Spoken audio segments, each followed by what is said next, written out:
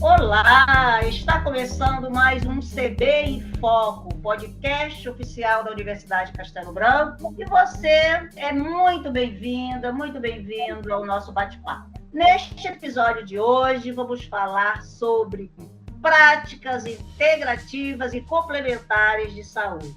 E para interagir com a gente, eu convidei a enfermeira Nice Carvalho. Ela é coordenadora estadual das práticas integrativas e complementares no estado do Rio de Janeiro. Tem pós-graduação nessa área de práticas integrativas, com uma carreira linda, dedicada sempre a promover saúde e bem-estar por meio dessas abordagens integrativas. Gente, no dia 23 de janeiro, agora, será celebrado o Dia Mundial da Medicina Integrativa, justamente que reforça a importância de abordagens complementares da saúde. As práticas integrativas e complementares de saúde, as conhecidas como as PICS, são justamente abordagens terapêuticas que têm como objetivo prevenir agravos à saúde e promover a recuperação das pessoas, sempre buscando enfatizar a questão da escuta acolhedora, a construção de laços terapêuticos, assim como a conexão entre ser humano, meio ambiente e sociedade, que é o mundo de hoje, que é a pauta de hoje, né? E mais interessante, a Anice vai poder falar melhor com a gente sobre isso, que essas práticas já foram institucionalizadas pela Política Nacional de Práticas Integrativas e Complementares no sistema de saúde. E atualmente a gente sabe que o SUS já oferece de forma integral e gratuita cerca de 29 procedimentos contemplando essas práticas. Então vamos bater um papo. A Anice já está aqui prontinha para falar. Anice, seja muitíssimo bem-vinda ao nosso espaço aqui, a esse bate-papo. E eu gostaria que você falasse um pouquinho de você,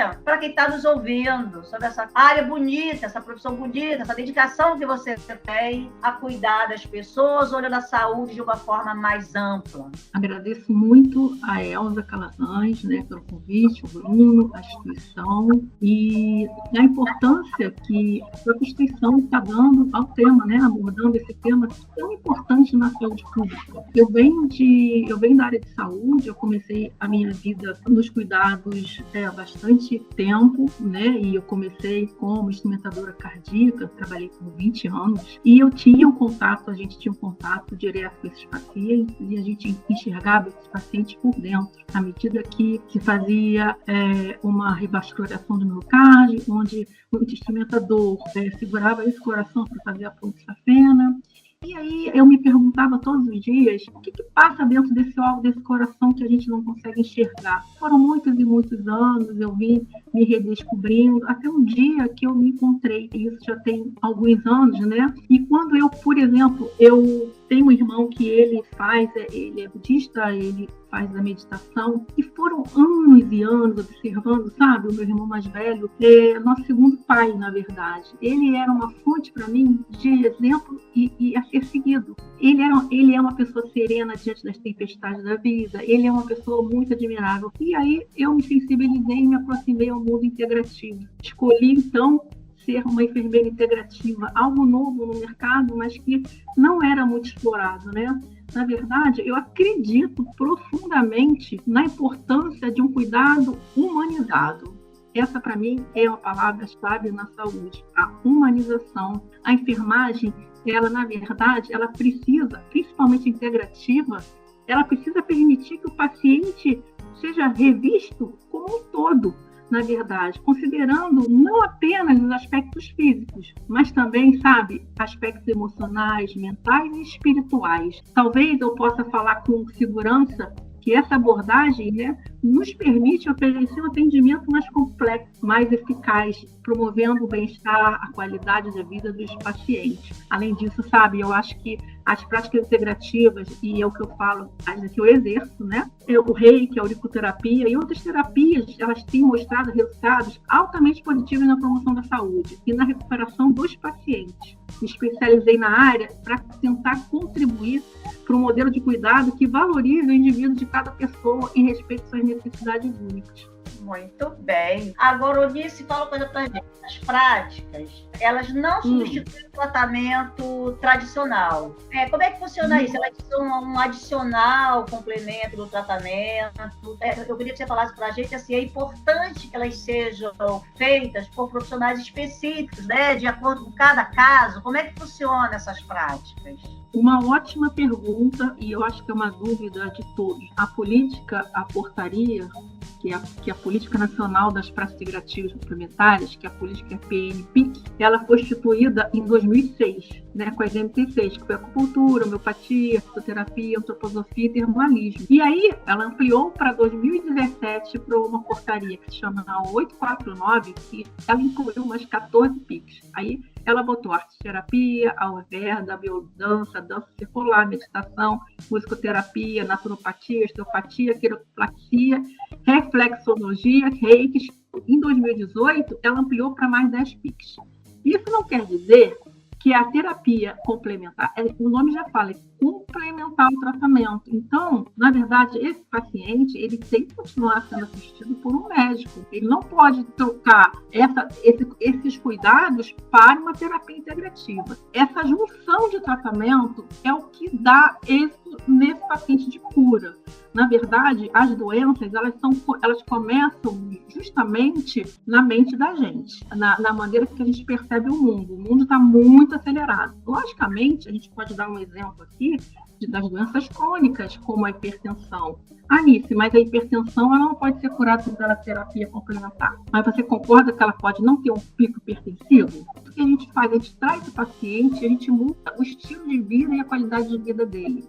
Isso é muito importante para quem está nos ouvindo agora, as pessoas que estão assistindo, que estão participando com a gente desse bate-papo. Eu entendo que isso é um ponto muito importante, porque às vezes as pessoas confundem muito, assim, eu sou homeopata. Ok, homeopatia é uma especialização. Agora, é muito importante isso, inclusive tem essa polêmica, até o SUS, né, incorporar essas práticas. E é importante que você, que é especialista, então, sua pós foi feita, se especializou nessas práticas, você exerce isso no seu dia a dia, que não substitui, isso é muito importante você estar abordando, para que as pessoas possam entender.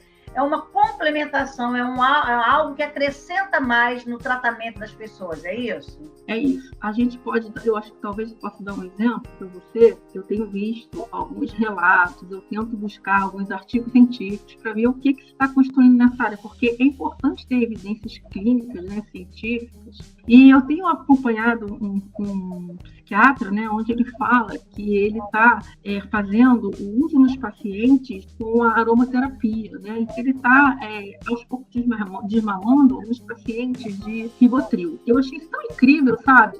Eu não sei qual a relação que ele tem com as práticas integrativas, porque a gente tem, cada profissão ela tem uma atribuição. A gente pode falar que o enfermeiro ele exerce os cuidados, e o médico abre o diagnóstico. E nada que a gente não possa complementar um tratamento com o outro. É isso que é importante. Eu, por exemplo, tenho consultório, e aí eu atendo alguns pacientes, mas eu tenho, assim, a responsabilidade de entrar em contato com esses médicos. E é isso, eu acho que o SUS está querendo mostrar para a gente, porque nem tudo é um produto final de só cuidados a partir de medicamentos. A gente pode ter um cuidado assim, físico, mental, espiritual. Isso é muito importante no mundo que a gente vive hoje, que está altamente acelerado. Eunice, você coordena na Secretaria Estadual, né, no governo do Estado, na saúde do Estado, digamos assim, essas práticas integrativas. Como é que funciona isso? Onde é que as pessoas podem encontrar? Fala um pouco para a gente, como é que é o seu trabalho no poder público? Então, no poder público, na verdade, a coordenação que se chama TPIC, ela é composta, eu estou coordenadora no momento, a gente tem 2 médicas homeopatas, né, e a gente tem uma fisioterapeuta e a gente também tem uma psicóloga. E aí, a gente, na verdade, a gente tem 92 municípios para implementar a política. A gente implementa a política ministerial. E aí, criamos uma estratégia que está sendo assim, um êxito aqui no Rio de Janeiro. A gente está implementando na atenção básica essas práticas. Então, a gente está treinando esses profissionais. Sabe, hoje nós temos 52 municípios com a política implementada. Na verdade, a gente tem um indicador, que é o Plano Estadual de Saúde, que seria para 2027, nós já batemos até essa meta. Nós já temos 57 municípios atuantes. Interessante. E uma coisa que é importante a população saber, as pessoas que ainda não estão procurando mais informação, porque é uma revolução, né? Eu vejo como uma revolução e uma evolução na saúde. Que as PICS, né, como a gente chama, a abreviatura, a sigla das práticas integrativas complementares, elas são reconhecidas pela Organização Mundial da Saúde, não é isso? Como parte da medicina tradicional e complementar. Sim, elas são reconhecidas. E eu acho que dentro da área médica mesmo, né, já está havendo uma sensibilização, né? E isso é muito importante, porque as práticas, elas sabem corroborar com o tratamento médico, né? Essa é a grande verdade. É verdade.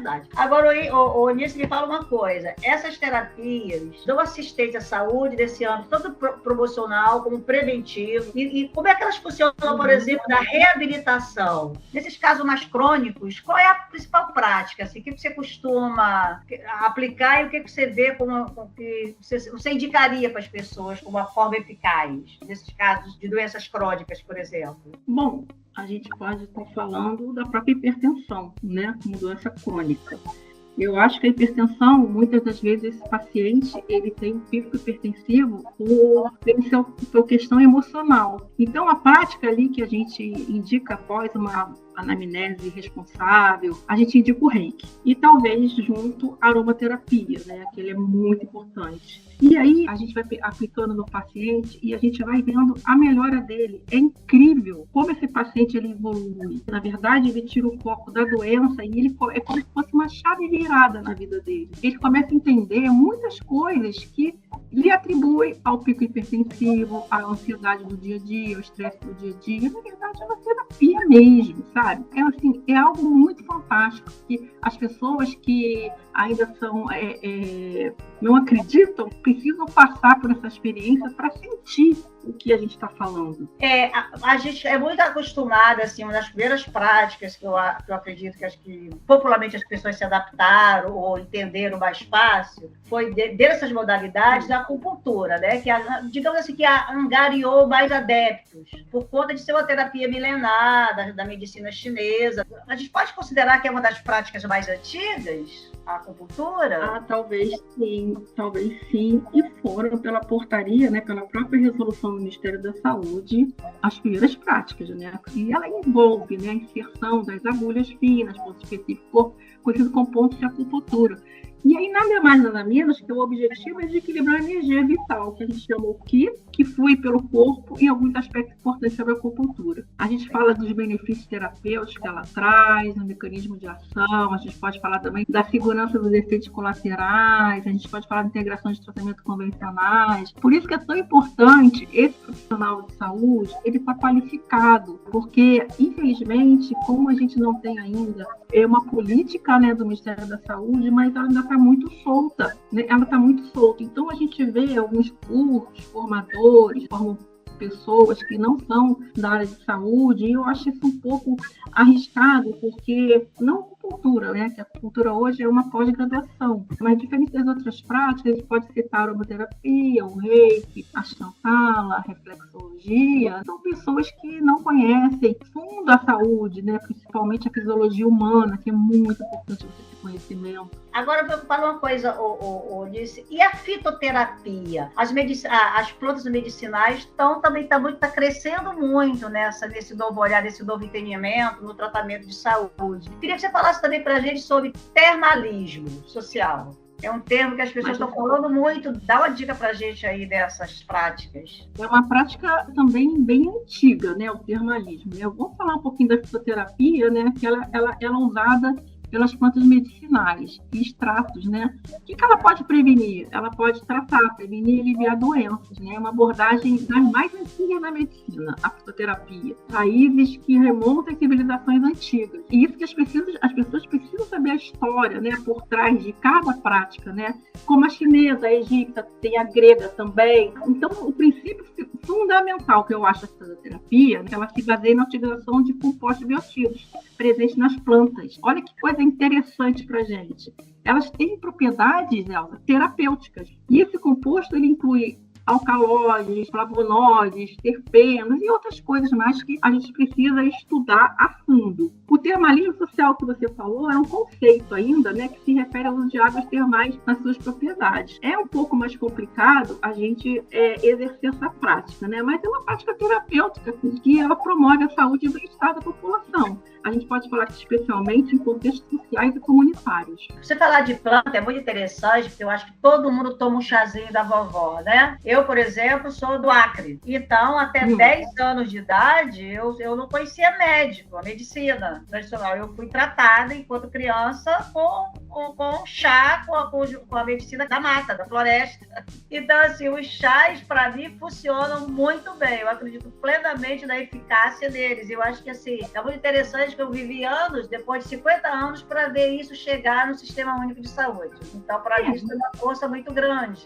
O Acre, se parar para pensar, o Acre, né, ele possui uma rica diversidade cultural e natural, a gente pode falar isso. Inclui plantas medicinais e chás tradicionais da região. Agora, me fala uma coisa, você está lançando um livro sobre essas práticas. Conta para a gente o que você vai trazer para as pessoas, o que você está abordando dentro dessas práticas, quais as novidades que você está trazendo para a gente dessa nova obra aí. Eu escolhi, escrever um livro sobre essas práticas integrativas. Há alguns anos já, eu venho revisando, assim, várias vezes. E o nome do livro é O Toque de Cura, que eu acho, e eu acredito no poder transformador dos cuidados. Durante a minha trajetória toda de enfermagem, eu percebi que a saúde vai além do tratamento de doenças. Ela envolve o bem-estar físico, emocional e também espiritual. Isso é muito importante. As práticas integrativas, como o toque de cura, que eu tenho certeza que vocês vão ter a oportunidade de ler, elas oferecem uma abordagem que respeita a singularidade de cada pessoa, que eu acho muito importante,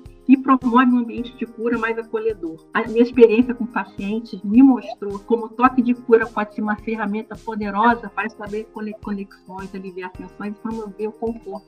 Ali eu falo de várias experiências e o eixo dessas experiências, que é importante. E é importante também, que eu acho, disseminar o conhecimento e encorajar uma nova perspectiva sobre a enfermagem e terapias complementares. Muito bem, tem coisa bonita por aí. Agora uma pergunta, Onice, que é o ponto que eu acredito que quem está nos ouvindo também gostaria de saber, quais profissionais podem trabalhar com as práticas integrativas? Além da enfermagem, porque isso é um cuidado que a gente tem que ter, assim como na estética, né? O mundo hoje está muito confuso. Quais são os profissionais que, do ponto de vista da saúde, podem exercer essas práticas? Então, isso ainda é uma resistência e eu acho que tem que haver um consenso, e um consenso responsável. Quem pode atuar? Os médicos, os dentistas, fisioterapeutas, assistente social em algumas práticas, nutricionista, fisioterapeutas, a área de saúde, né? A equipe multidisciplinar. Educador de saúde também. Muito bem. Quando é que você acha que uma pessoa deve procurar essas práticas? É preciso que a gente tenha uma consciência, que a gente acredite? Ou qual é o momento indicado assim, que você acha que levaria, que a gente deve entender que essas práticas são complementares num tratamento ou simplesmente para melhorar a qualidade de vida da gente?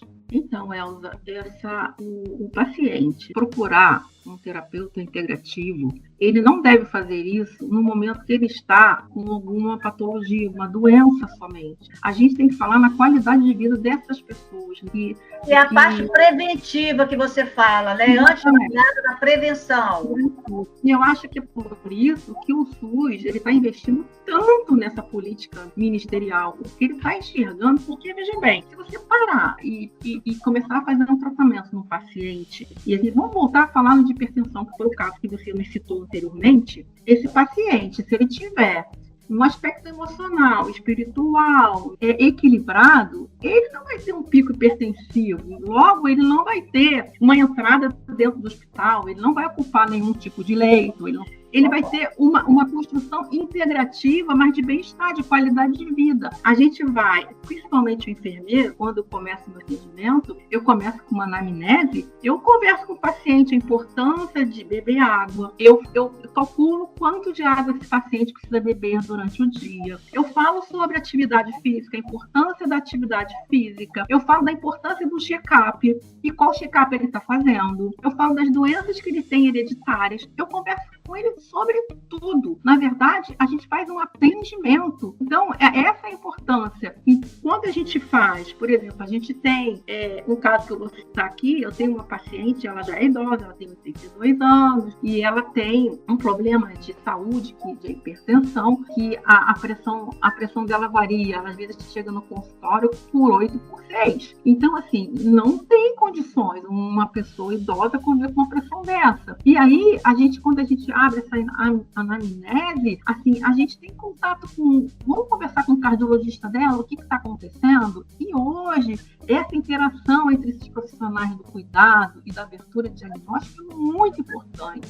Hoje ele conseguiu modificar essa prescrição, o medicamento, e hoje ela vive com uma pressão maravilhosa 12/8. Então, é essa interação, que a saúde ela é uma continuidade. A gente não pode pegar as caixinhas e falar o enfermeiro está aqui, o médico está ali, o fisioterapeuta está lá. Não. A gente precisa dar essas mãos e fazer com que o paciente tenha uma vida longa, porque a pirâmide da vida mudou. Os idosos agora estão em cima. Se vive mais e se nasce menos. Se vive mais e se nasce menos. Então, a gente tem que observar esse público.